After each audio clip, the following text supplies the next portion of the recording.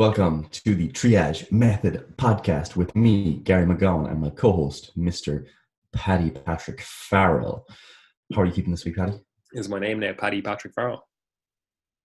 Yeah, I didn't know what you preferred, so I just said I'd go with both. So today is going to be Monday. You didn't know my preferred pronoun.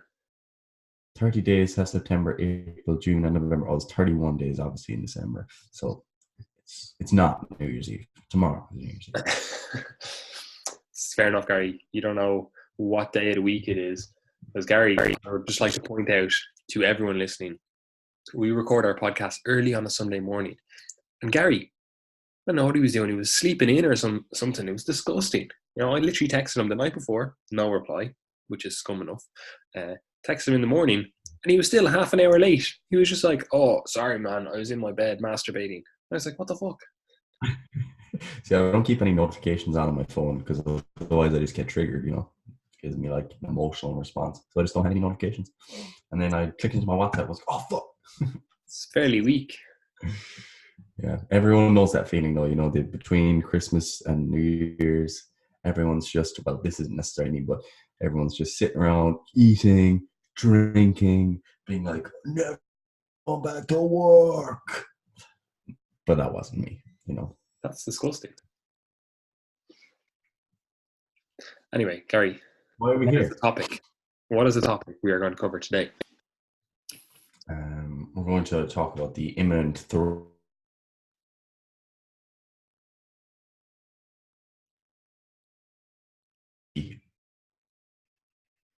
and basically why wouldn't I? What are the pros and cons? I'm not going to lie, you just cut out for that entire thing.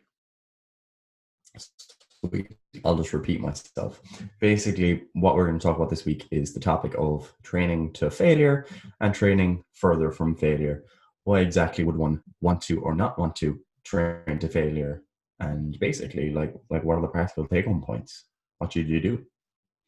So begin the discussion, because obviously people listening to this, they'll have followed people on Instagram, on YouTube. Maybe they watch some, videos on YouTube of bodybuilders training or powerlifters training, and they get an impression either way of they either have to train to failure or potentially even beyond failure to get results. Then they're also told by other individuals that, you don't need to train to failure, right? And again, that position could also be dichotomized, or sorry, not dichotomized. That position could be, we'll say strawmanned in terms of those people kind of go, oh, it's all about volume and you don't need to get near failure. It's just do more sets or more overall volume, whereas the people that are closer to failure are like, oh, you should do low volume and higher intensity meaning closer to failure rather than like percentage of 1RM, So no doubt, if you're in this health and fitness realm, or you look at people, listen to people in this health and fitness realm, you have been exposed to one of those two thought processes. So what's the crack, Gary? Who should we believe? Is the answer somewhere in between? Or is one better than the other? Is it population specific? What's the crack? Yeah, so this was actually on my mind this week because a guy I follow, you're probably aware of him from Lyle's group, Paddy, but Lucas Tafur, he on Instagram, he shared a comment that someone left on one of his photos, I think, basically mocking, saying like, who the hell would train to failure these days? Like why would you be doing that? Like no one does that. And it's like, whoa, this is such a jaded view. Like that's basically like taking the concept of being quote unquote, like, I'm sorry to the guy that complained about us saying quote unquote, but sometimes you just gotta say it, quote unquote evidence-based, taking that concept and just totally running away with it. Because basically, like, one of the things that has happened in the last decade, more than a decade, is people have started using, RPE and reps and reserves, so rate of perceived exertion and reps and reserve, to try and gauge their training effort in the gym. This is something that was done for much longer in kind of aerobic and endurance-based sports, but it's kind of a more recent thing that people have at least tried to quantify in the resistance training world.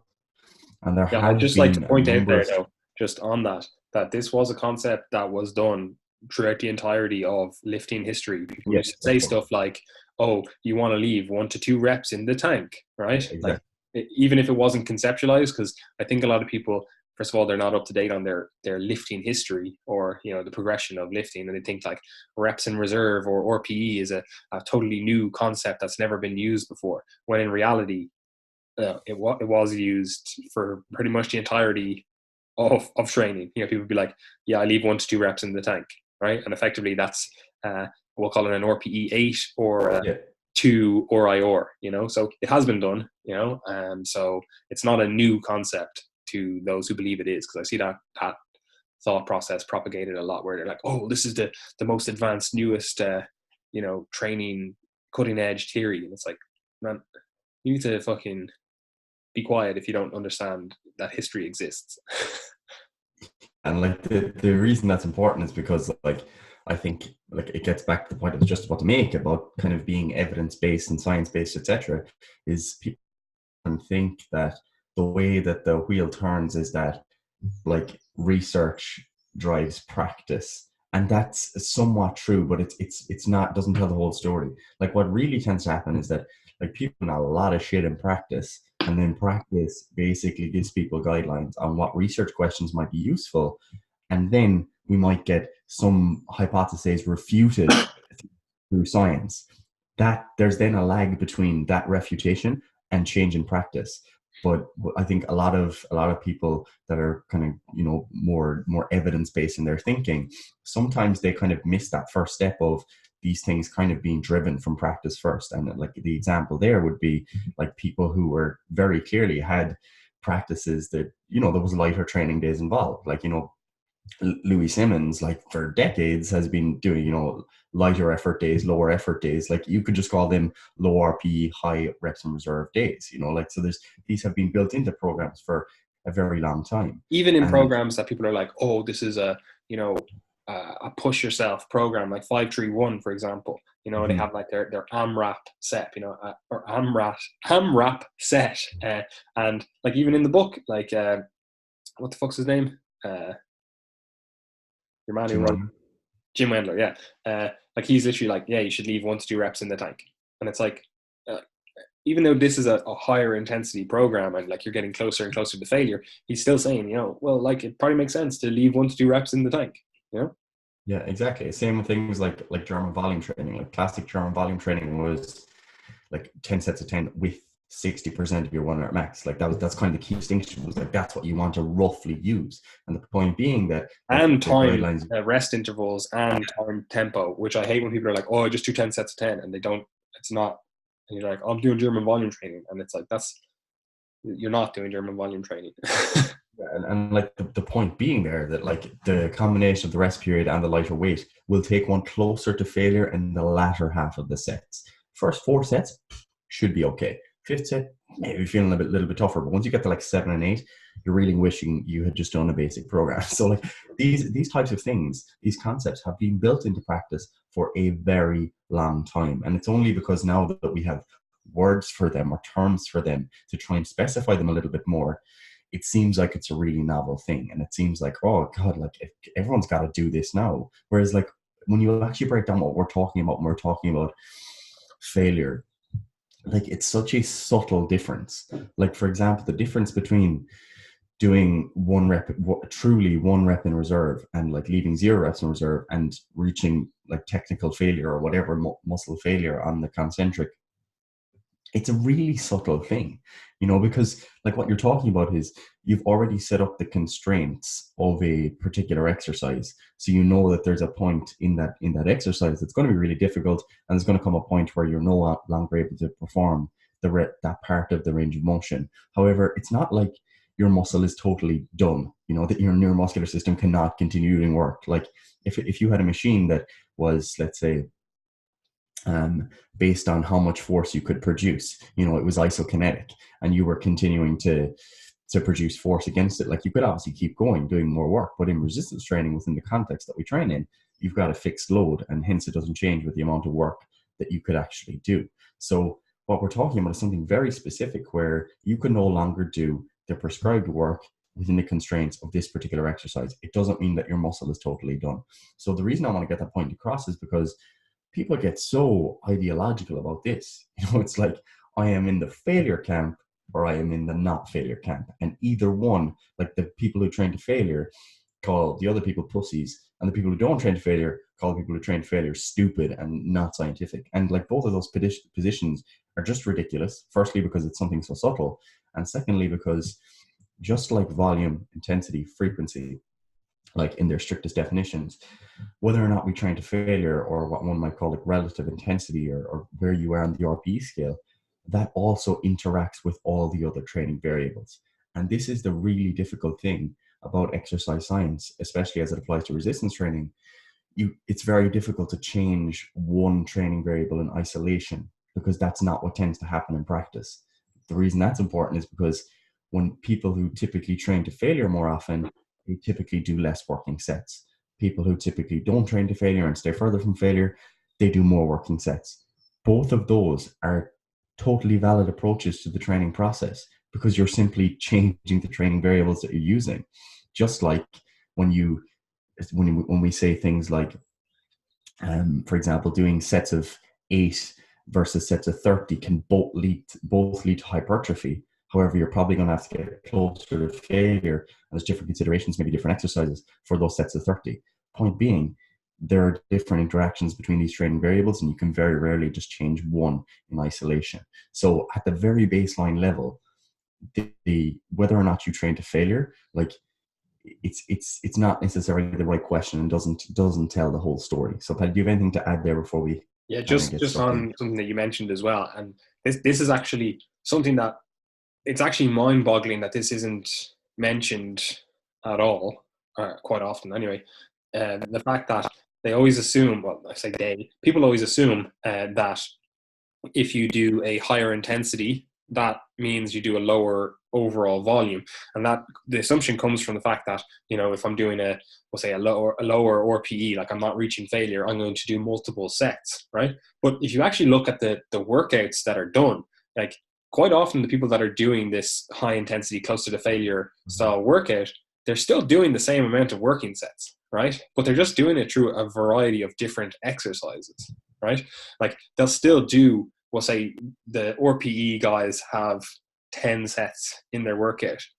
The failure guys will still have 10 sets in their workout, right? They're just doing, I work up to a heavy single set that, we'll say whatever, it's 8 reps, and that 8 rep is like, is very close to failure, or potentially even just past failure, like they're getting a little bit of a spot or something, and then they do a back off set. And even though that looks like it's only 2 sets, and like you compare the exercise from the individual doing failure sets, or whatever you want to call it, the higher intensity crew, they're doing squats, say, right? And they get very close to failure, right? Or reach failure, right? And then and they do 2 sets, right? And then you have the people that are like, oh no, RPE makes more sense, and they'll do 3 to 4 sets, right? So you look at that single exercise and you're like, oh, the higher intensity crew, they're doing only 2 sets versus this individual that's doing RPE, they're doing 4 sets. So you're like, oh, they're doing more volume and these guys are doing less volume. But if you look across the entire workout, the person doing the higher intensity, they'll go from their squat to their hack squat variation, to their leg press variation, to their quad extensions, to their fucking, line leg press. Like they'll do a load more variations, and they'll still end up doing the same amount of overall volumes as a measure of sets, as the person doing RPE. And it's actually something that, you actually really need to remember, because this also has implications in terms of how you can train in the gym that you're in, like if you only have like 2 or 3 different exercises in the gym you're in that you can do for a given muscle group, then you aren't going to be able to replicate someone that's able to do 5 to 10 different exercises for that given muscle group. So for you, it probably makes more sense to do a little bit more volume on those given exercises that you have access to, rather than someone that's like in one of these really well kitted out gyms and they have 40 different machines that they can choose from to target the same muscles, So, and again, it's like, also you have to take into consideration that quite often the RPE exercise people, their workouts are a little bit more, we'll say, succinct, quicker. They're a little bit more lower total time in the gym. And I mean that because, again, if you're changing machines every single set, not every single set, every single third set, whatever, like you might have to do then a few warm-up sets for the next exercise. And if you're constantly doing, we'll say, 2 to 3 feeder sets, sometimes they're called, you're effectively still doing even more volume than the people that are on this supposedly higher volume program. You're just doing those feeder sets at a lower intensity. Some would call that a lower RPE, and you're using that to kind of get into that single set, because most often these people that are doing like a higher intensity program aren't doing, again, a set of squats close to failure. They do their back off set. Again, because you're so close to failure, you probably have to take a bigger rest period in between your sets, first of all. And then also, it's like they're not going from their set of squats straight into their max weight for leg press. They might do like, okay, I'm going to do a little bit of a feeder set and then maybe a second feeder set. And those feeder sets are at like 70% of the weight they were going to use, 85% of the weight they're going to use. And then they work into their top set and then maybe their back off set, right? They've effectively done 4 sets, you know.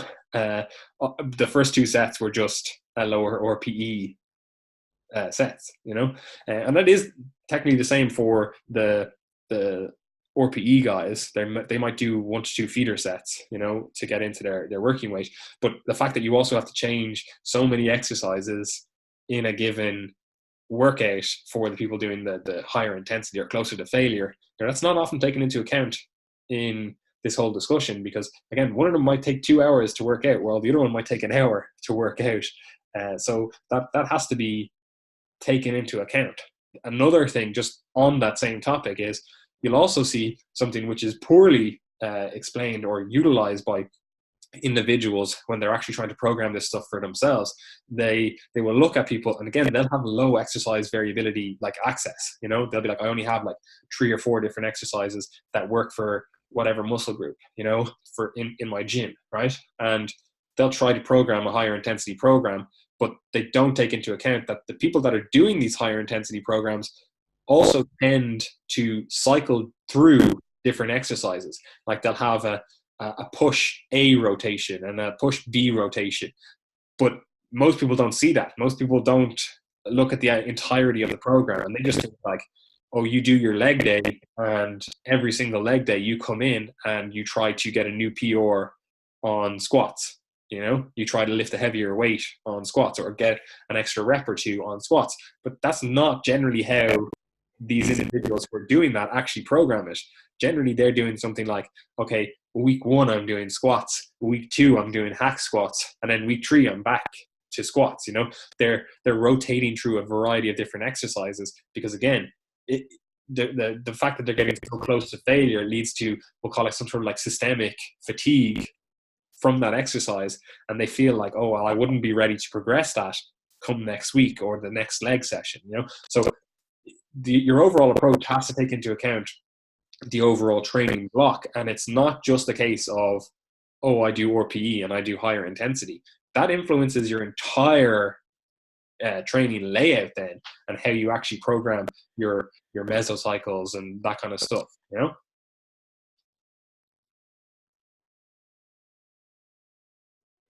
Yeah, like when it comes to this question, like, you know, whether or not one should train to failure or one should kind of stay a little bit further away, it ultimately, like, it's almost always hypertrophy. So the reason that's important is because hypertrophy is relatively non-specific adaptation. You know, and the reason I say that is because, like, in one of our last podcasts, we were talking about like components of fitness, and like hypertrophy, it's almost like a side effect of the type of training that you're doing. So like when you look at hypertrophy, it can be achieved through like really non-specific things. Like it can be achieved through doing 30 reps of any exercise that happens to target that muscle, or it could be achieved through doing sets of 5 with a different exercise once you're, again, challenging that muscle. Similarly, like whether or not you If you go to failure and do less total sets, or if you stay further from failure and do more total sets, again, the hypertrophy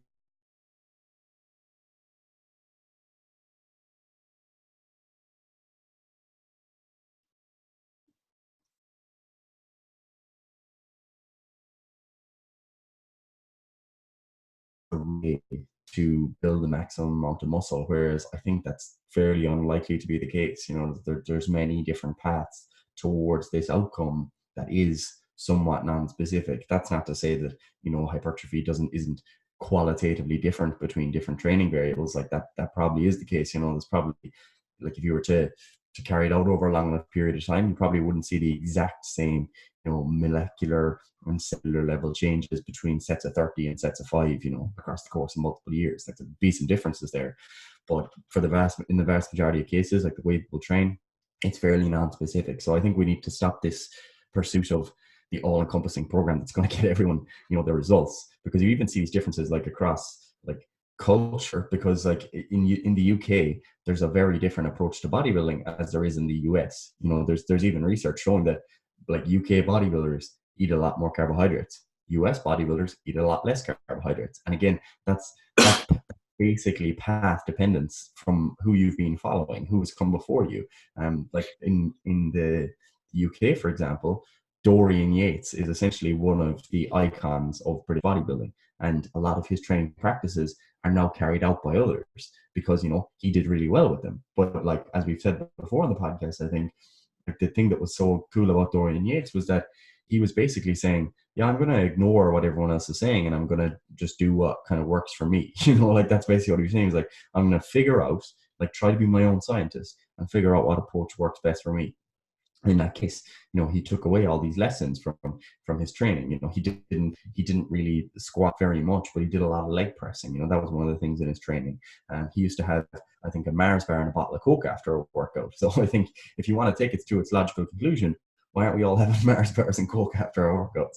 Point there being, look, there are many ways to get to this end outcome, and don't fall all for kind of just following one guru and expecting your outcomes to be the exact same as theirs.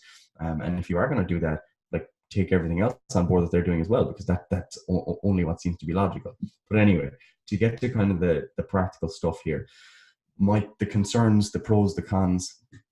One of the concerns that often comes up here when it comes to rest and reserve and training to failure, this was actually something that one of my clients, James, brought up last week, was the topic of kind of pain and injury. And I think that this is something not a lot to talk about, because it's almost seen like just push through it, bro. If you've got pain or injury, like, yeah, just get back trained to failure when you can. But I've seen this with many people where, despite constant niggles, pain in the shoulder, like constant symptoms of pain or fatigue, that something mightn't be going correct, they'll continue to come in and try to train to failure every workout, instead of just accepting that, look, this is not always necessary. Why not a few reps in the tank and still get some quality work in? And obviously, like, my observations are not necessarily like reliable data, but this does seem to be the case with a lot of the people who I follow. They're kind of reluctant to stop training to failure if that's what they do. And that's something that I would have done in the past as well. I would have had, recurring kind of niggles in my shoulder and in my knee, and I felt like the workout was basically a waste if I wasn't to go in and go 100% and push everything to failure. But obviously I learned those lessons then over time, and that's something that I see all the time in coaching as well. And to be honest, like, from an actual research perspective, there's not that much research on pain and injury in lifters in general. But if you look across sports and you look at like the relationship between what's called session RPE, so basically how hard your sessions are, like, one of the predictors of people getting more pain, more injury, is constantly pushing to those really, really high levels of intensity all of the time. And that's basically not done in any other sport. If you look across other sports, what you see is that there's a strategy. There's periods where you're going 100%. There's particular sessions where you're going 100%. But other sessions, then you're pulling back. You're not doing quite as much. You're leaving a bit more in the tank. And I think if you actually look into the details of like the way a lot of people train, like, for example, AJ Morris, who's a UK bodybuilder, one of the things that I see that he does sometimes is yeah, he'll go 100% on some of his deadlifts and some of his pull sessions, but then he'll have a pull session where he's doing more machines and he's like, oh, I don't want any lower back loading or whatever. And I think that's a really smart practice. And I think that's something that you have to take away from these people who are training a little bit more often, is that they've got other kind of, safety measures in their program to allow them to recover so that they're not constantly fatigued as well. So yeah, like that's the first thing, is that kind of pain and injury concept. That's definitely something that is of relevance here, because if you're finding that you're constantly pushing to failure, you've got this kind of niggling injury that won't go away, it would be a really good idea to adjust the amount of effort that you're kind of putting into your sets, because that would be one of the pillars for me when working with clients who have, undergoing a rehab process. Like, calibrating the amount of effort you're putting in is really, really important. And it's just the same as if you were programming for running or any other.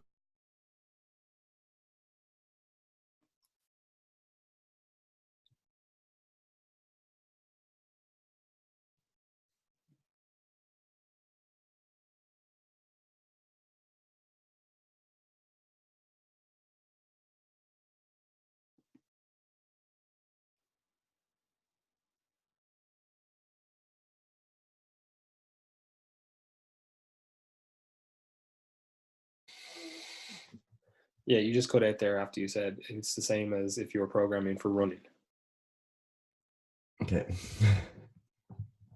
So it's the same as if you're programming for running or any other sport. Basically, the goal is to have some way of calibrating the amount of effort that you're putting in. Like, it's not just about going out running as far as you possibly can, or just like the old kind of GA style, run laps until you get sick. Like, that's very clearly like not smart training programming. We're supposed to be planning, we're supposed to be calibrating our efforts, and having some sort of way to do that is really helpful, especially when it comes to that kind of question of pain and injury. Yeah, just on that, the topic of pain and injury, effectively it falls under the umbrella of recovery, right? And this is something, again, that's poorly elaborated on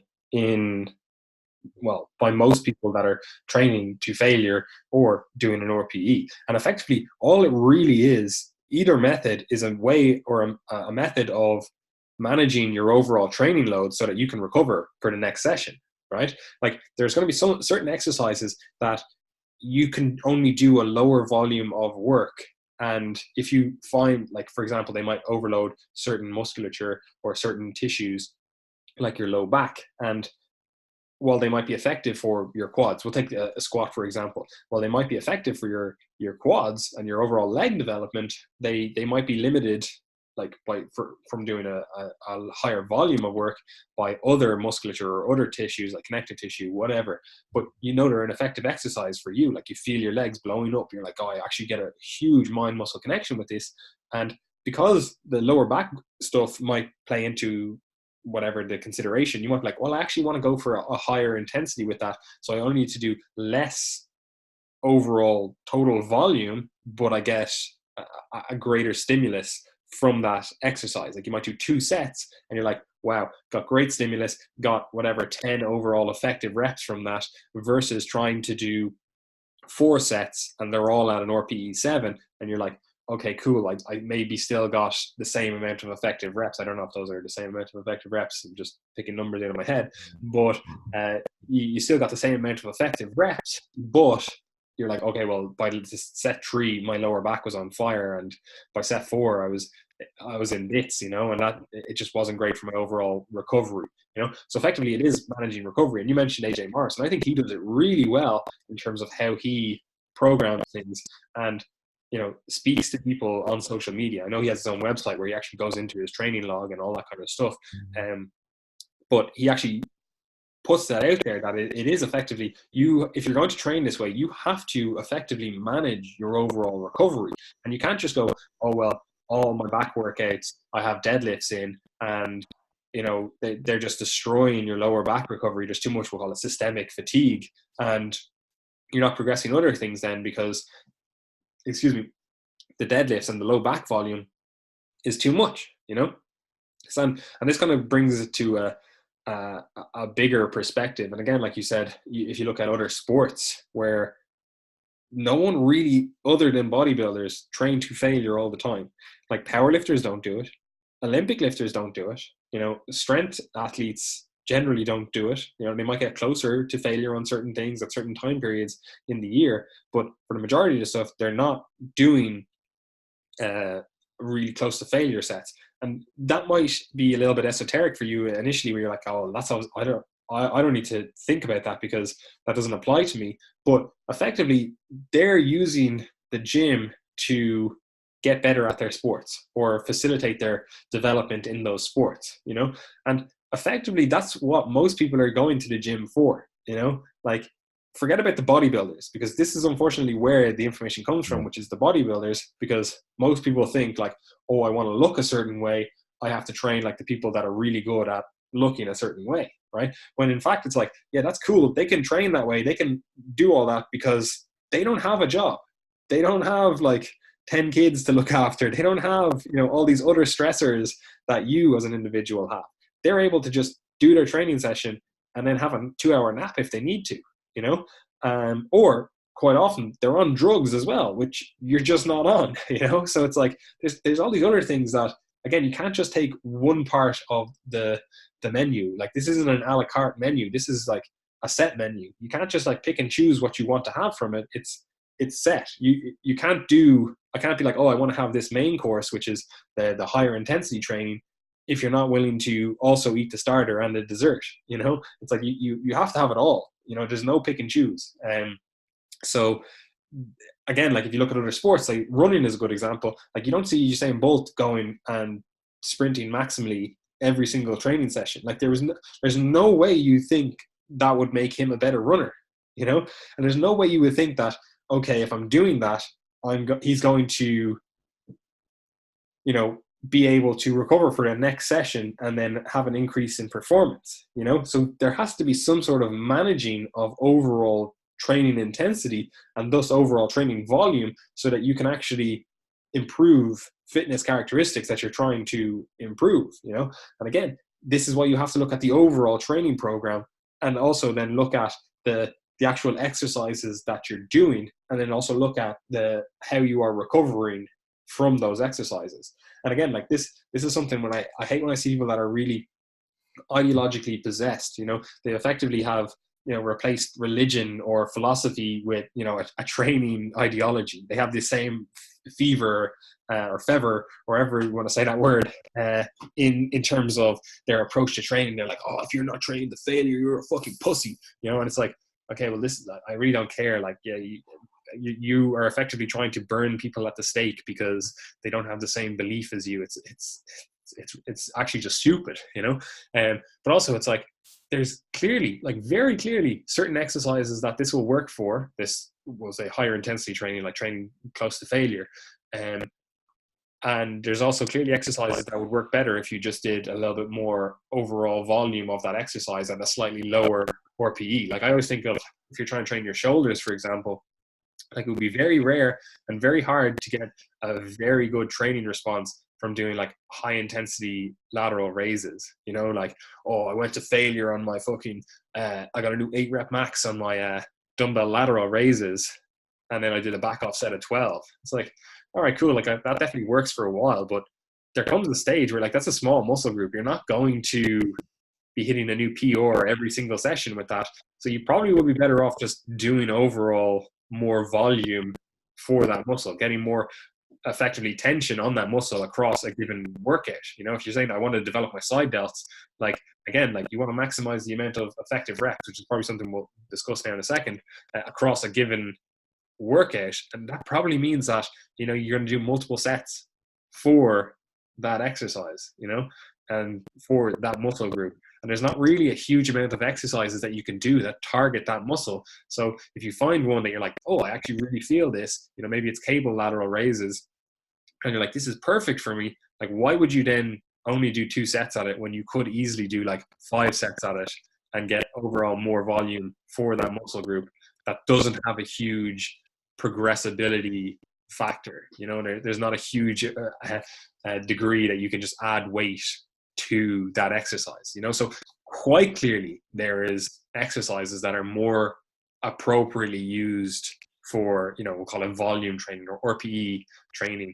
And there's quite clearly exercises that, you could use a higher intensity approach to them, or you could just as easily use a lower intensity approach to them.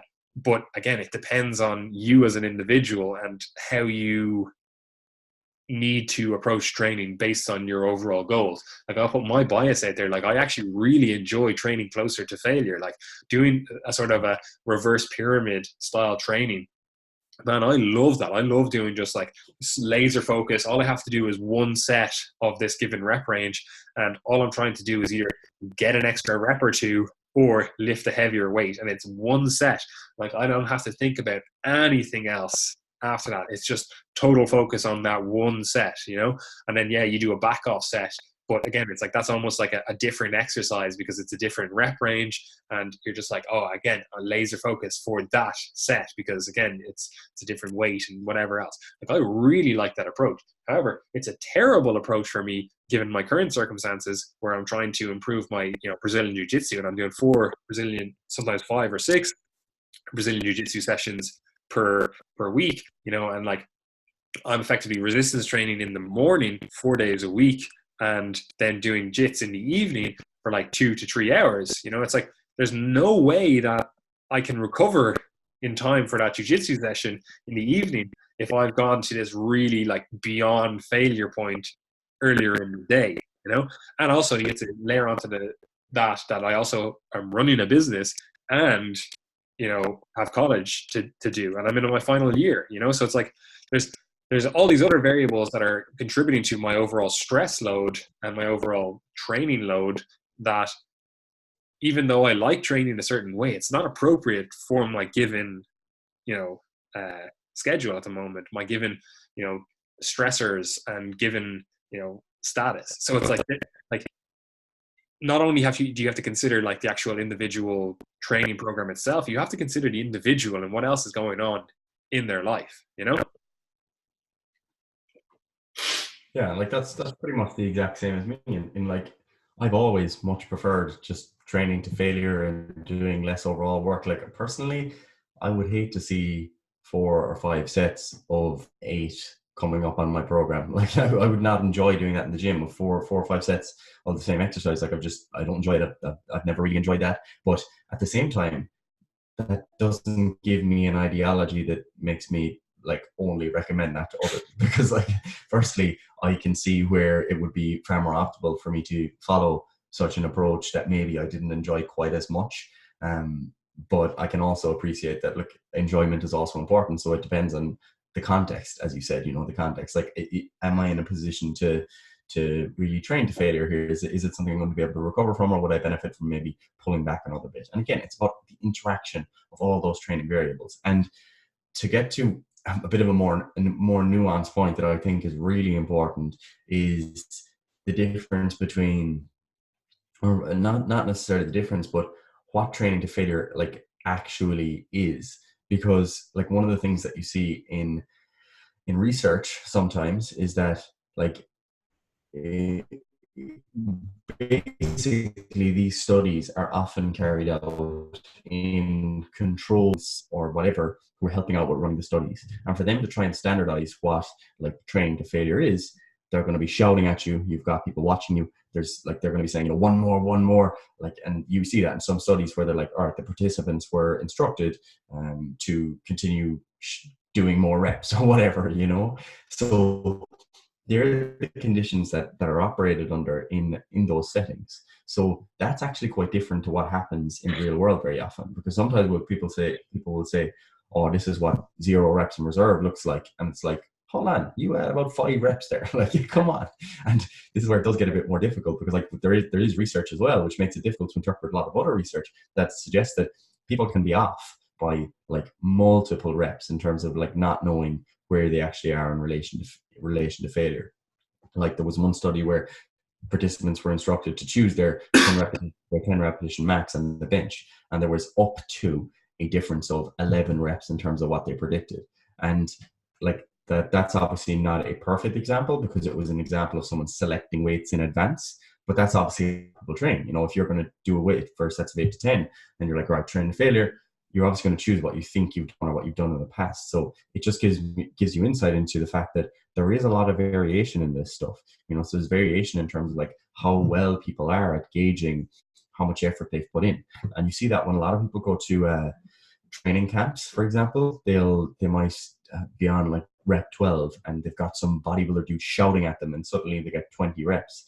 And then it kind of puts everything into perspective and saying that, have you really been trained to failure all the time? So I think what a lot of people who think they're training to failure are doing, they're actually still leaving some reps in reserve. So like the point being there that even if you are not counting reps in reserve or you're not tracking your RPE, it's still there. It still exists. So a lot of the time, even if you're not using it, you could potentially benefit from at least trying to quantify it, because that's just a nice thing to have in your training log. If you're saying like, yeah, I probably had one rep, just one RIR, very simple. You probably had one rep in the tank. And then you know how that felt for the week going forward. Because there is a really big difference between truly going to failure and doing what a lot of people think is going to failure. And the reason that's important as well for the other side is because if you are this person who maybe is more in favor of reps in reserve and working at a particular RPE, you still have to be accurate with that. And you have to know where failure actually is. Because I think a lot of people are like, oh yeah, this is at RPE 8 or 2 reps in reserve. And when you look at the video, it's like, jeepers, man, you had at least 8 reps. like there's loads of reps in the tank. So that's where things become a bit more difficult, is how we interpret certain research studies, how we interpret like the application of RPE and RIR, and how that varies between individuals. Yeah, like I think that's probably the biggest con of reps in reserve or RPE, is the fact that people simply have no fucking clue of how to effectively train to failure. They've never actually even approached it, right? And that's obviously an issue of, you actually have to experience that yourself. You have to actually experience going to failure on an exercise, and I mean like properly going to failure for that given muscle or for that given movement. Because this is something that you also have to layer on top of that, is quite often people will effectively reach technical failure and then stop the exercise, right? Which is probably a good thing, but that isn't muscular failure, right? And this is, first of all, it suggests that, your exercise selection probably could be better, right? Because if you're reaching technical failure before the target muscle is failing, then, it's probably not a great approach. A good example of this would be something like squats. You might notice that your legs, while they are clearly working in the exercise, you might reach a point of failure where, maybe one of the other muscle groups in the whole chain of things that are contributing has fatigued and it's not able to keep the position that you want to keep the tension on your quads. Like you might notice this if you're like folding over in a squat, and it's like this, you've actually changed the exercise while doing that exercise. So it's not the same exercise. You already reached failure at a certain point, technical failure, and you're not actually at muscular failure because you're now shifting the tension somewhere else. This is another easy one to see this in, something like a hamstring curl, like a line hamstring curl, where people will reach a little bit of muscular failure, and the whole way through the exercise they've been keeping their hips glued down to the pad, like it's rammed down to the pad, glutes are contracted, and then they get to a point where it starts feeling a little bit like, oh, my hamstrings are feeling a little bit fatigued. Maybe your glutes are also feeling a little bit fatigued. And all of a sudden, even though their hips have now shot up into the air and every single rep they're feeling it in their low back, they'll continue going. And it's like, you've switched the exercise. You're now doing 2 different exercises in a given exercise set, right? And that's a con for the higher intensity people. And ultimately it can be solved by picking better exercises. Like if you have an exercise, like the only way you can truly train to failure, in my eyes at least, is if you have an exercise that is perfectly suited strength curve wise or resistance profile wise to the strength curve of that muscle. Like if you have like a hack squat that is, unloading the movement in the bottom position, where maybe you're not your strongest, and then it gets a little bit heavier as you go up where, you know, you have more muscles contributing to that, you know, and it fits the strength profile perfectly, you know, that's the only way you can actually truly reach failure for a given muscle. Because again, presumably we're talking about hypertrophy, because again, strength athletes don't do this, you know. So presuming again, it's like you're trying to reach muscular failure. The only way you can do that is if you pick an exercise that is perfectly suited to the ability of that muscle to produce force in that given range, like at that point of time in that given range, you know. So if you genuinely think you're reaching muscular failure doing something like a squat, I have news for you. You're probably not, unless you are literally built like a Chinese Olympic weightlifter. And even then, it's like you're probably going to be limited by your ability to hold the weight on the bar. Like your arms might go a little bit numb, or your upper back might lose a bit of tightness, or your core might be limiting, or whatever, you know. And you would probably get far better results if you got on something like a hack squat that was, you know, perfectly aligned with your ability for your quads to, and glutes to an extent, to output force, you know. So like that's also something I see is poorly discussed in the whole discussion of, you know, RPE versus higher intensity. It's like your exercise selection has to change if you want to change or train a certain way. It's like reaching failure on your deadlift because your grip gave out. It's like that's not, you're not training the muscle that you wanted to, you know. Or your upper back gave out and you're trying to use them to build your glutes or something. It's like the point of failure is not the point of failure for that target muscle. So there's clearly going to be better exercises to target that muscle. So why are you reaching failure on something that isn't the target? Like if your upper back is fatiguing and you can't output force for your glutes, then all you've done is effectively reach failure with your upper back, and your glutes have got a lower RPE stimulus, you know, even though you've reached failure. It's like but the glutes, the target muscle, presumably for that exercise, has reached an RPE 7, we'll say. You know, it's like you just trained RPE for the glutes, but you failed on the exercise because of a different muscle group. So your exercise selection has to be bang on point, which is also somewhat of a con then for the high intensity people, because most of them, again, like we said earlier on, are going to cycle through different exercises, and there's no way those different exercises have a perfect resistance profile. That's also something I see as a bit of a con for, you know, higher intensity people. Like if you know you have an exercise that is perfect, like again, like for whatever, your chest, your back, whatever, it literally lights up every single fiber of that muscle. You can get full contraction. It's beautiful. It's the most perfectly designed exercise for you. Like, why are you doing a shit ton of different exercises that are less effective just so you can keep training that exercise with 2 sets? You want to do a high, like an 8 rep set and a back down set of 12 or 15 or whatever. You've only done 2 effective sets for that, when you could have easily, like, this is a perfect exercise for you. It fits you perfectly. Like, it could not be better. You could not design it better. And you're like, yeah, I only do that once every 2 weeks because, you know, my paradigm is, you know, I do 2 sets and I rotate through different push A and push B or whatever. It's like, and I would much rather see you do more sets on that exercise that's perfectly fitting you, and you get more out of that exercise as a result. You know, what are your thoughts on that, Gary?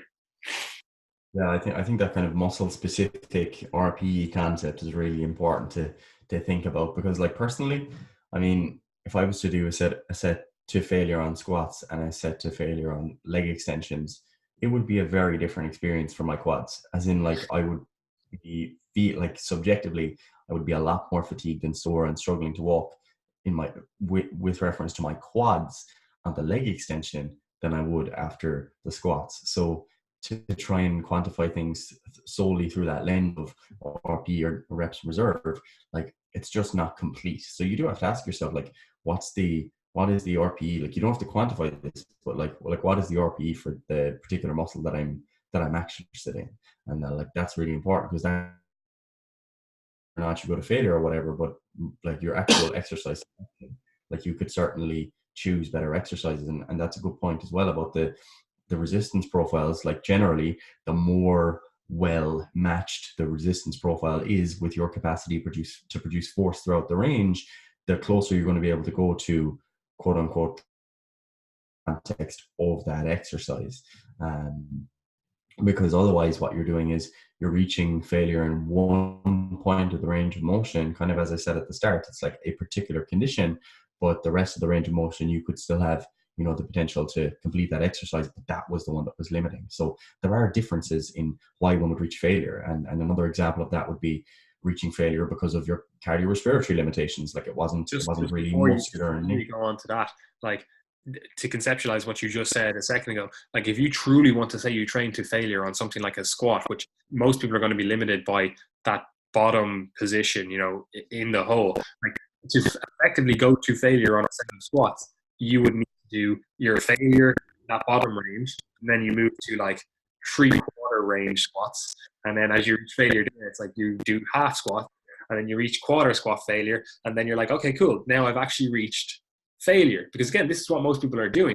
They're changing the exercise during the exercise. Again, I used the hamstring curl analogy there, where it's, they start shooting their hips up, and you've changed the exercise. So how is that any different than just changing the range in which you work in that exercise and truly getting to failure? Because if you're saying like failure is the most important thing, then surely you want to be complete failure, which would be you would fatigue the entire range. You know, you would go beyond that range specific failure. You would not be limited by just one portion of the range. You would continue doing some portion of that range until you hit complete failure. You know, a squat is an easy one to see because, you know, the resistance profile is, you know, quite handy in terms of it's like hard in the bottom position, easier, you know. So it's like that's the only way you can reach failure, true failure, on a squat. You know, it's like start shortening the range. Anyway, go on. Yeah, I mean, like you could do that, but because the exercise is so systemically fatiguing, so to speak, like you probably would not recommend doing that. But the key point there being that like failure is not one thing; it varies between exercises and it varies between individuals. So that is something you know you want to think about, and don't just think that you have to stick to one particular thing. It could be the case that your early exercises you stay further from failure, and the later exercises in your workout you go a bit closer to failure. You know, for example, if you were that person who your squat you feel like it doesn't train your quads that much, but you enjoy the exercise and it maybe targets your glutes and your adductors and your lower back really well, then what you could do is you do that at the start of your workout, and then you throw in some closer to failure sets of leg extensions later in the workout to basically fill in the gaps, because the relative RPE for your quads was much lower on the squat. So like that's why programs have to be considered as a whole, and that we can't just like be like, oh yeah, let's all go to failure, because a lot of this is emotionally driven. Like I was reading a post the other day from Jordan Peters, and like he was basically saying like, fuck no, I do a rest and reserve thing, because he wanted to trial that for a while. Yes, you know, JP is the fucking failure camp, whereas like again, it's about realizing that JP is doing what works for him and what he enjoys. Like that's the key thing. He says it in like almost all his videos and his posts and everything. He's like, look, even if RPE or rest and reserve was going to be better for me, I get so high on that feeling of training all the way to failure. And you see him in the gym, like he's screaming, he's shouting, he's fucking hammering his chest. It's like, this is a guy who clearly gets high on this stuff.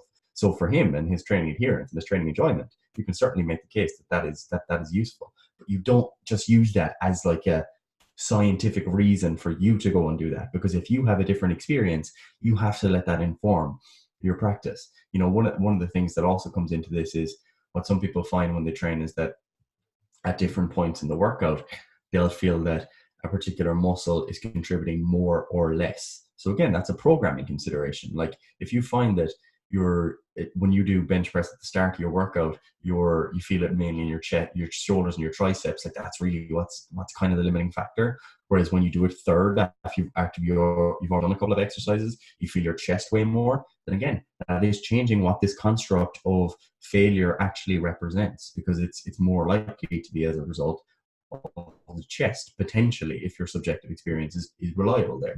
So yeah, this changes throughout the workout.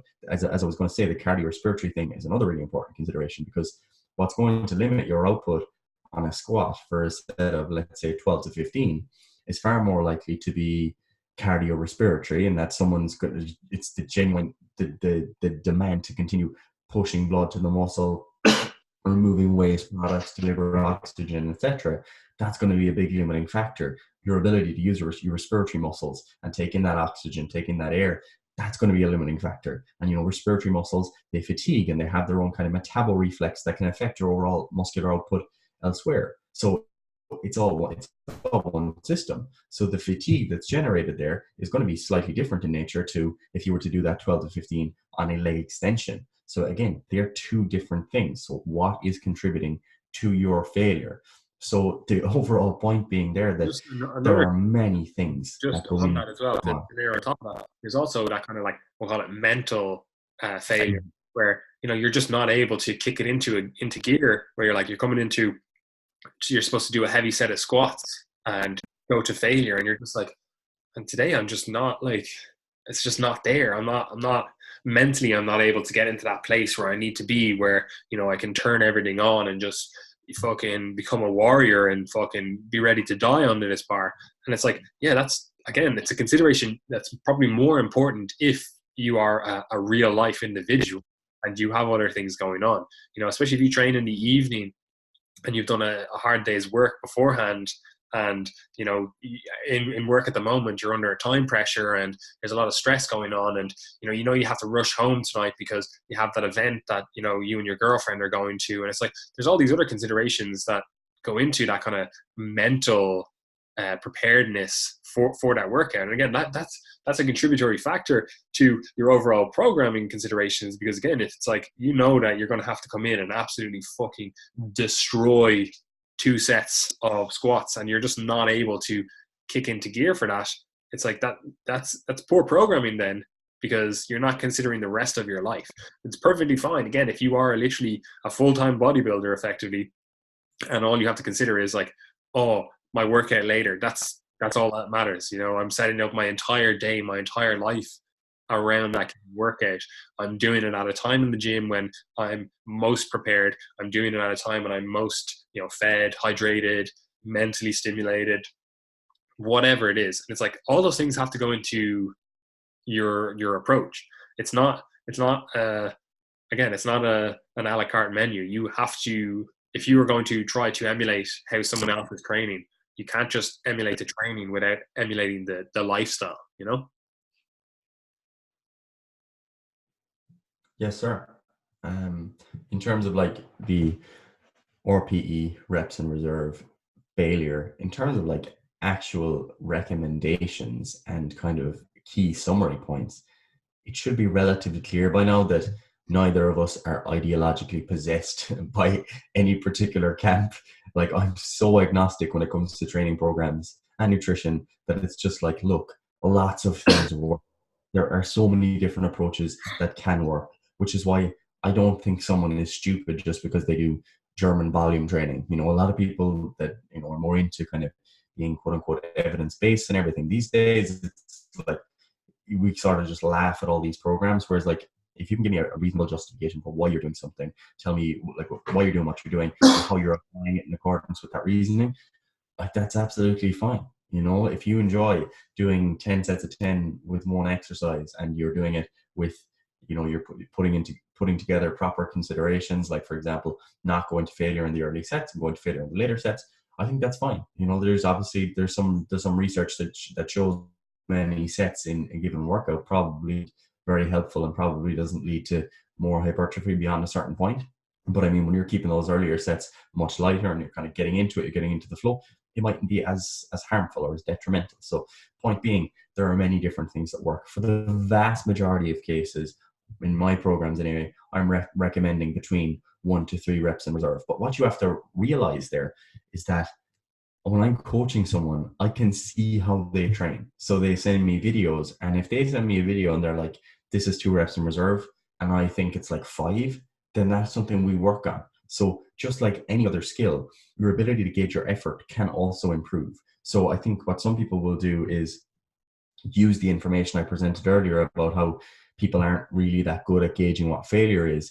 So they just kind of throw the baby out with the bathwater and say, therefore, just go to failure and stop trying to leave reps in reserve. Like the point of counting reps in reserve or trying to quantify them is that you get better at it, is that you begin to learn, what is 2 reps in reserve, and it becomes more reliable over time. There's research on that showing that with your years of experience, your ability to gauge the amount of reps in reserve that you have is far more reliable. So if you're a beginner, you're probably not going to be perfect when you start gauging this stuff at the start. If you're trying to go to failure or go 1 rep in failure or 2 reps in failure, you're probably going to be a bit off, and that's fine. That's why we train, and that's why coaching is about helping people to get better at this stuff. So I would at least recommend trying to implement it into your program rather than just saying, do as many as you possibly can. I think, to be fair, that's a good sweet ball recommendation, just do as many as you can. As in, for the general population, it's not going to be particularly harmful. But I think if you want to take a step up in your programming and be a little bit more analytical, I think trying to maybe gauge your reps in reserve and get better at gauging them over time makes a lot of sense. Yeah, I actually really like, for beginners, just again to somewhat show my bias, I actually like them effectively not giving them an RPE or a reps in reserve and just being like, do 3 sets of 12 or 3 sets of 10 or 8 or whatever rep range. And it's I just want you to choose a weight that you can use for all of those sets, and effectively to get better at doing that. And it's that is somewhat self-limiting, because while everyone always says, oh, I trained to failure. If you truly train to failure on your first set, there's no way you're matching reps on your second set unless you take maybe 5-10 minutes break in between. So all these people that are doing all multiple sets and they train to failure, again, you're probably in the camp where you don't actually know how to train to failure, because there's no way, if it's failure, your muscle has fatigued. You're not able to put out the same amount of force for a second set. And even if you are able to do it for a second set, the ability to do it for a third set goes down exponentially, So you might be like, oh yeah, I got 8 reps on my first set, 8 reps on my second set, and I got 4 reps on my third set, if you were truly going to failure. But most people would find they'd go, I got 8 reps on my first set, and then on my second set, I got 3 reps, because you were actually at true failure, but most people don't train like that. So for beginners, I actually just really like just giving a set target and a rep target and being like, right, so we want to fall in between 8 to 10 reps. That's what we want to do, and once they're able to effectively always choose a weight that allows them to get their 3 sets, say, and they're consistently able to choose a weight and do that, and they're able to progress that. Once they start moving to the intermediate stage, I'm like, okay, so what we have been doing is probably training 1, 2, 3 maybe reps from failure for those sets. Let's actually start quantifying this so that how things are progressing over time, given your level of effort. And then you might start doing stuff again, changing rep ranges for that exercise in a given workout. You might be like, okay, so the first set we want to do whatever 3 to 5 reps at an RPE 3, or sorry, an RIR 3, and then we're going to do some kind of back off work, 3 sets of 8 to 10 reps again at an RIR 2, because they're actually better able to understand what that means. So for a beginner, I actually don't like RIR or RPE. I just like them to learn how to actually effectively train and get somewhat close to failure, because again, that, as we discussed, is a skill itself, and you have to learn what that feels like and how to actually push yourself. So I don't like to, even though I've said it previously, I don't like people to be beginners multiple times. I find that this is an effective way of training people long term, because they effectively learn how to train hard and they learn how to gauge their level of intensity without actually directly quantifying it. And all you have to then layer on top of that is actually quantifying it, Yes, sir. I think we've covered most of the caveats, I think, of reps in reserve and RP. One thing I want to also cover as well, which is the concept of effective reps, right? Because that effectively is what this whole concept is coming back down to. And the concept of effective reps has a lot of, we'll say, issues with it. It's not a perfect system, but effectively this is what the bone of contention is in either of these arguments, right? So most people would be in agreement that the closer you get to failure, it's the last few reps that matter the most, right? And I don't think pretty much anyone is going to argue with that. Like they're not going to argue that, oh, I'm using my 10 RM and I'm just consistently doing 2 reps. I'm like, you're so far away from that being challenging. You have to do a boatload of volume, you know? Like I'm talking like if you're doing something like chin-ups and you can only do 10 bodyweight chin-ups, like you're training every day throughout the day, you're doing 2 chin-ups, 2 chin-ups, 2 chin-ups, you know, like every couple of minutes to get an effective volume because it's so far away from effective reps, right? And if people conceptualize and quantify it as the last 5 reps are the most effective. Again, it has methodological flaws, it has issues with that whole concept, but it's very easy, just kind of, you know, intuitive. It's the last 5 reps that matter the most, right? And this is effectively what people are arguing over when they talk about this higher intensity, you know, towards failure versus this RPE or reps in reserve type training. And it is effectively which one of these leads to the most effective reps over time, right? And again, it's pretty easy to quantify because again, if you're going to failure, and I mean true failure, you know you got those last 5 effective reps, right? Like you got them because you hit failure. You got the reps, you know? So at least you know always that you've hit your 5 effective reps. You know, again, you can say it's 6, you can say it's 4. I really don't care. I'm just saying like often it's conceptualized as 5, right? So you've hit your effective reps because again, there's no more reps there to go, you know? Whereas someone that's training further from failure, the argument against that would be that you're getting less effective reps per set, right? But again, as we've been saying earlier on, this is a poor way of thinking about it because again, you have to look at the entire workout and you have to look at multiple sets, you know? And again, I was doing just quick maths earlier on that. But again, if you train at 2 reps from failure, right? And like that's 2 RIR and you do 3 sets, right? That means you've got effectively 9 effective reps over that set. Now, it's not technically true because you will probably fatigue closer to that last set. So, you know, maybe that last set is 4 effective reps because, again, you're closer to failure. But we'll just easily keep everything consistent and effectively say you got 9 effective reps across that workout, right? Again, you could argue then that the higher intensity people that are doing 2 sets have got more effective reps because they went to failure on the first set, they went to failure on the second set. So that's 10 effective reps because again, we're saying it's 5, 2 sets of 5, that's 10 effective reps, you know? But the people that kept a rep or 2 reps in reserve or did an RPE 8, they've only done 9 effective reps over their 3 sets. But again, it's like, you have to look at the entire workout as a whole and see how many reps are effectively done or how many effective reps are done across that entire workout, but then also across that entire weekly, monthly, yearly training plan. Because again, like this is not often talked about, but if you do a higher intensity training method, you are definitely going to have to deload at some stage. Now, I actually hate the word deload. I hate the concept because first of all, deload is not a word. Unload is a word. Deload, not a word. But you effectively have to do a deload, right? Which, just so we're talking clearly, that effectively means you're doing some sort of RPE or reps in reserve training for a week, right?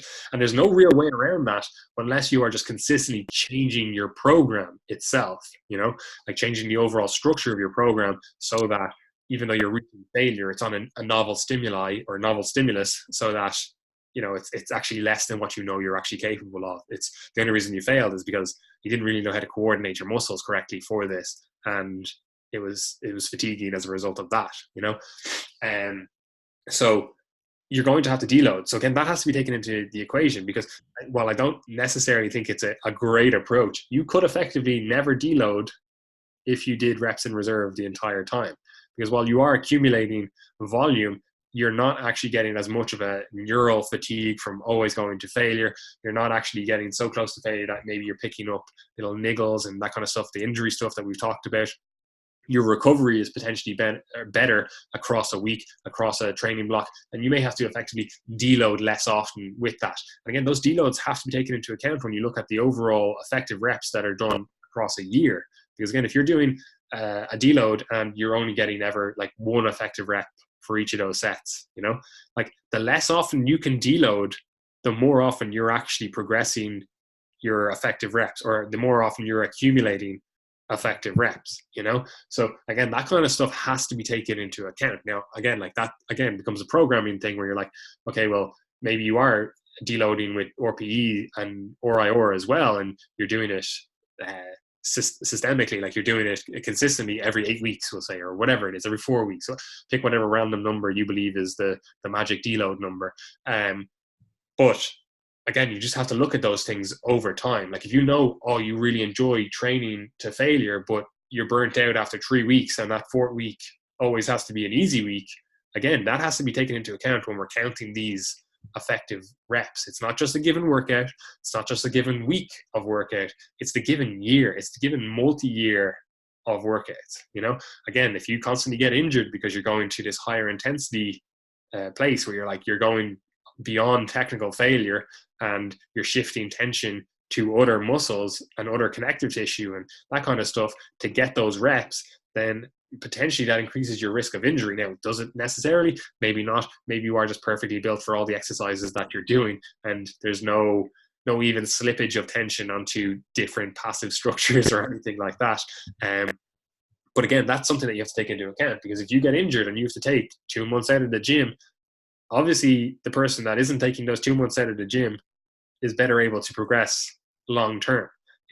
But again, that comes up to the concept of, does reaching failure increase your injury risk? And that's a very hard thing to argue either way, but the more consistently you can stay in the gym, obviously the better results you will get. Yeah, and just to reinforce what you said, when you're thinking about the kind of effective reps or hypertrophic reps concept, think of it conceptually. Don't go away from this podcast trying to track your effective reps, because we do not have anywhere near that level of granularity in hypertrophy research to be able to know that. It's the point could be taken from, I think it was Bruce Lee. Arnold said basically the same thing, but don't start counting your reps. Start counting when you're starting to hurt. It's to be honest. He also said that. He's like, how many crunches do you do? I only start counting. I start counting. One of those Mike Tyson cheapers. But anyway, yeah. Point being that it is although you don't have a fine level of granularity, as the reps progress towards the end of the set, they're probably increasing in their hypertrophic nature, but they're also increasing in terms of the amount of fatigue generating. So very clearly people can understand that rep 1 of a 10 rep max set is not the same as rep 10 of a 10 rep max set. So there's probably more hypertrophy from that 10th rep, but there's also a lot more fatigue. So you do have to always keep that in mind. That is one of the things you do see in the research, is that the time course of recovery is prolonged when you start to get closer to failure. And yeah, basically just take that into account. Take away the concept that the hypertrophic nature is increasing as the set goes on, but also take into account the concept that fatigue is also increasing. And that's really important when you're starting to consider the things that we brought up earlier in terms of multi-joint exercises. If you're doing multi-joint exercises and one particular muscle or two particular muscles or areas of the body are being the limiting factors, and they're getting progressively more fatigued, you have to think about how that plays into your program. Because, for example, if you're doing let's say deadlifts at the start of your workout, and taking them to failure just hammers your lower back, you feel like that's super fatigued and that's your limiting factor, then if you're going to do barbell rows next, just as an example, or any other exercise, that is taking away from your potential on that exercise, because your RPE, your reps in reserve, your perception of fatigue, even you could say, is going to be increased going into that exercise at baseline. So everything affects everything else, and this is one big interaction. So do understand that, and just don't run away with ideological stances about whether or not you should train to failure, or how many sets you should do, or how many reps you should do, because it's just not that simple, and many things work. That will be my message. True. Yeah, that actually just reminded me, we need to do a podcast on this kind of stimulus to fatigue ratio, because again, that's something that is poorly elaborated on, and obviously that is both an intra-workout and multi-workout thing to consider, because effectively, it talks about recovery as a whole, and then obviously that informs whether you should be going to failure or whether you should be doing RPE style training for a given exercise, you know. That is Mike Isertel's concept. So we should actually just get him on the podcast and talk to him. I don't know, like he's a bit too big, like. I just don't like arguing for or against other people's ideas, because I'm like, no, you explain them first. Sure, but it's also not his concept. He just created the words for it. I know, but that's what I mean. Like, you know, it's obviously it's a fairly intuitive thing that most coaches would obviously like have in their mind, I think. But you know, I'd hope. I hope. Anyway, Gary, I think that covers everything. We probably forgot some stuff, but we do have a few other training method, whatever this is called, podcast planned. So we will be covering some other things, and if we missed some things, we will likely cover it in some of the future episodes. So where can they find us, Gary? You can find us on Facebook, Instagram, Twitter, YouTube. Best options being Facebook, Triage Method Community Group. You can interact with us there, ask questions, post in articles you're interested in, post your training clips, ask us whatever you want to ask, discuss things, whatever you want to discuss. So that's an open group, and there are a few hundred individuals in there that are all interested in training, the science of it, nutrition, etc. So good place to be. YouTube, of course, always. You can subscribe to our YouTube channel. Really helps when you do. I know there was like 10 new subscribers this week, which was, I think, off the back of us saying, hey, subscribe to our channel, you know, so do that if you haven't. Obviously, it increases the likelihood that when you go onto your YouTube page, you'll be suggested to watch our videos. So if we are posting videos and you're missing them, then that is helpful. You know, we've posted, I think, at least 4, if not 5 videos on the channel just in the week gone by. So obviously you probably won't have seen all of those, but if you're subscribed, you get to see what you might want to watch. Or if you're subscribed to the email list, you would also see. So you can subscribe to the Triage Method newsletter. That's our newsletter that goes out every Sunday. We don't send you like emails multiple times per week. We used to do that in the past, but like it seems like the newsletter is probably just a better option, just to give you all the information at once, because that's what I like to do. I like to sit down kind of like on a Sunday morning and have a look through different newsletters I'm subscribed to, see if there's anything interesting. And the thing is, it's just like a 2-minute sweep. You sweep through the email. Is there anything good here? If there's not, there you go. It's 2 minutes of your time gone. So subscribe to that below. Our services, of course, you can engage with online coaching, one-to-one online coaching. Now is a good time to sign up as we move in to the new year.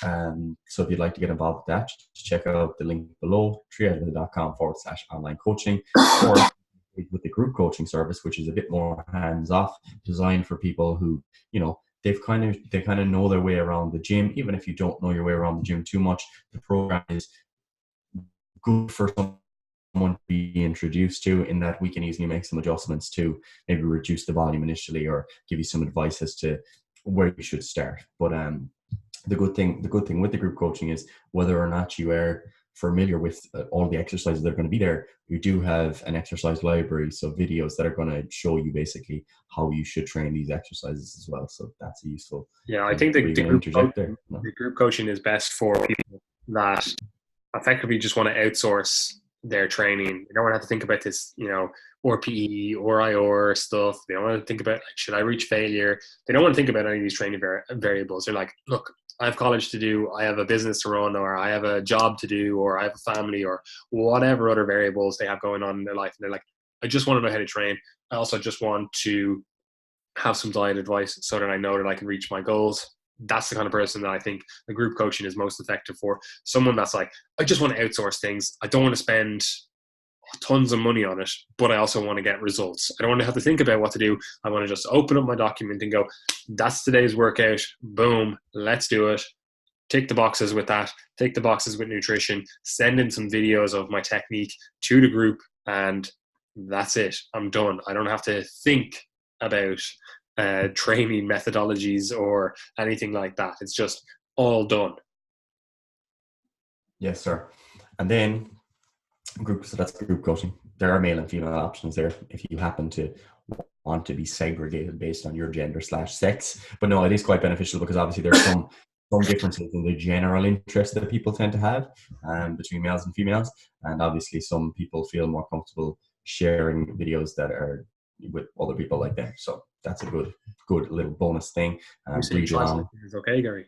Tribalism is okay, absolutely. Oh my I'm God, pro tribalism. this bigot. I'm pro tribalism as long as it's not based on like false premises, like I don't know, being you need to be vegan or whatever.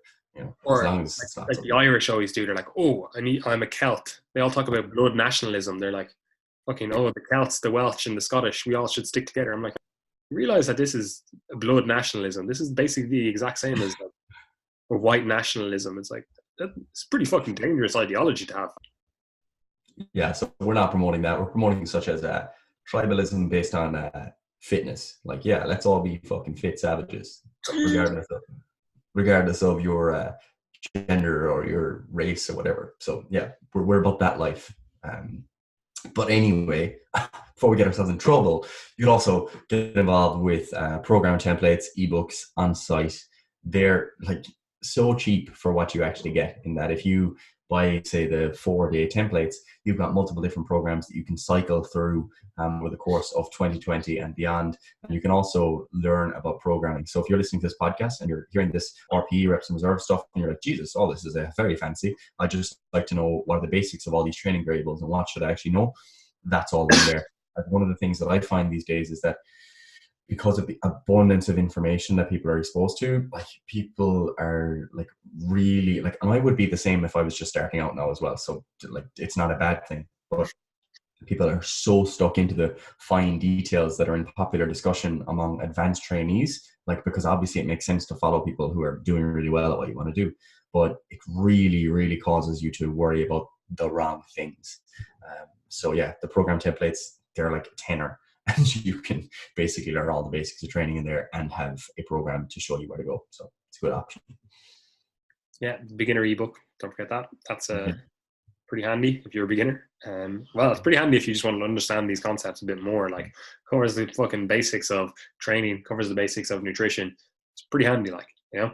We do have some other ebooks planned for the coming weeks, months. We also have some fun stuff planned for the coming weeks, months. But yeah, that'll come out when it comes out. So how's life with you, Gary? We'll just wrap this up with a quick life recap, seeing as we're moving into the new year. Do you have any goals? Do you have any, things that you want to do? What's on with your life? All that jazz. I guess what I want to do is, well, I'm going to be going back to college in like a week. So I have like one more week off. Then I'm back to college and we'll have semester 2 of 3, which is really weird because like we basically have like a semester 2 until like March, and then we have exams, and then we have a semester 3 until like May, and then we have exams as well. So it's really weird. So we got like new modules and then new modules again. And then I got my exams in May, and then hopefully get a nice summer holiday in summer. Not sure where yet, but let's get through the next few months. Going to actually Budapest on Valentine's weekend, so that'd be pretty lit. If anyone has been to Budapest, hit me up with those recommendations. Would you not go to the mighty Dublin and actually see St. Valentine's remains? That's where I'll go now. And, maybe in the summer I'll head to Dublin for a history tour. I'll bring you on one. It'll be cute. Right. But yeah, I'm actually going to Poland in like 2 weeks. But I think it's 2 weeks from when this is released. Decent. Which will be fun. Krakow. Have some friends over there. Also going with a load of my friends. So it'll be decent. And then after that, I literally just want to get my last semester of college out of the way and then just absolutely put out a bucket load of content for Triage. So that's the goal, to wreck everyone's mind with just content, articles, videos, audios, everything. Decent. Anyway, I have nothing else to say, and I really don't want to have to look at your ugly face any longer. Me neither. I'm hanging for a pee. Right. Enjoy. Too easy.